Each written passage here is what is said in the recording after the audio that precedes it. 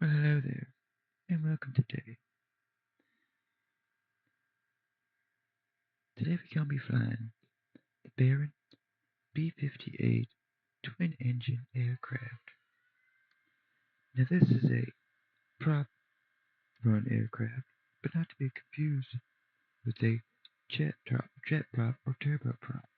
These are not turboprop engines. So what we're doing right now is making sure all of our stuff is turned on. Got the GPS, avionics are all turned on, looking all good. Next thing we wanted to start doing is turning on the lights. Navigation, strobe, taxi, all the necessary lights for flight. Just lets all the other pilots and all the other ground workers and such know where we're at, where we're going.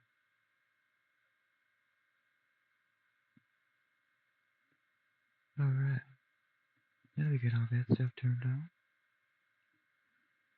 We're gonna get the mixture in the rich position, push it all the way forward, and we're gonna fire our starters now. Alright, left engine's on. We got rotation on the left and the right engine. And we're at a good run in RPM now. Good fuel flow. Temperature is a little bit cold, but that's all because we just gotta start it up. Gotta let it run for a little while.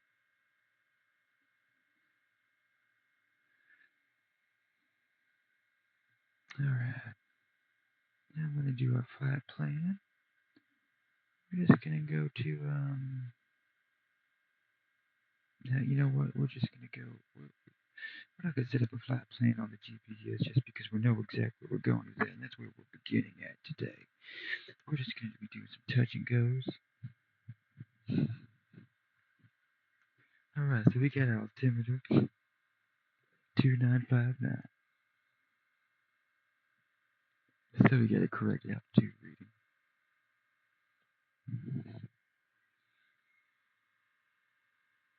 Alright, so it's gonna do file a flight plan. That's gonna be KSYR. We're gonna fly. Now we're gonna start. That's our departure airport. And then we're gonna go ahead and set our arrival to KSYR. All right. So now our next step is to call another air traffic control and get the clearance for this. They'll give us our transponder number, and they'll give us a clearance for taxi. Oh, but they want to be. Oh,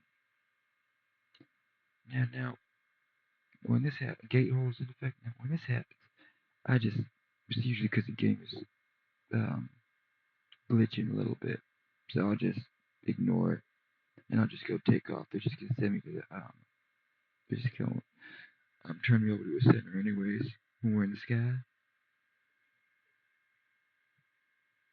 So we'll go ahead and just for demonstration purpose, we're gonna do a taxi as if they told us to do a taxi. We're gonna taxi down to runway 10.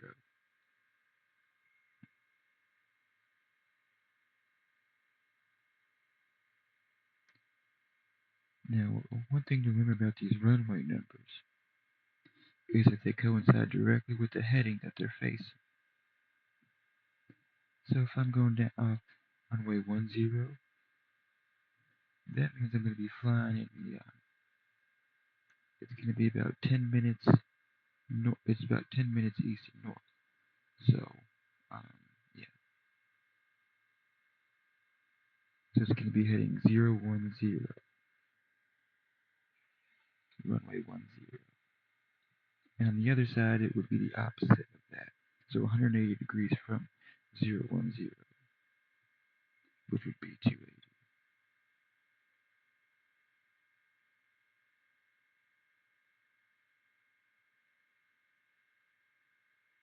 Actually, 100. Runway 10 would correspond with 100, obviously.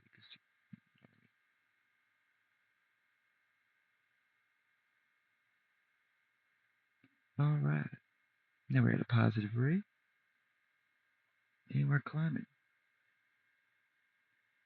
Alright, now they're going to refer us to the center, 134.70. We're going to dial that on in, and we're going to request our clearance. And they're giving us, alright now, clear IFR to KSYR. This is what we refer to as this is what is referred to as a touch and go series.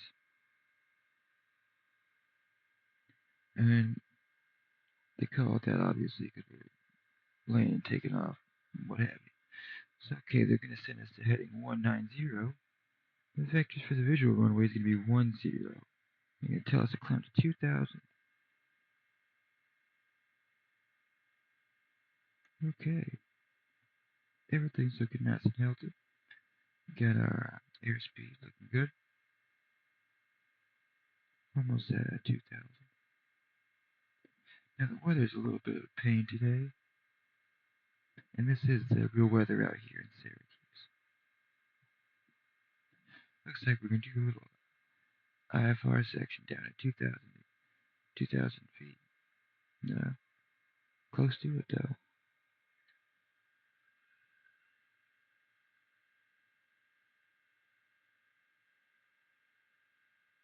Yeah, right up on the edge of it. Alright.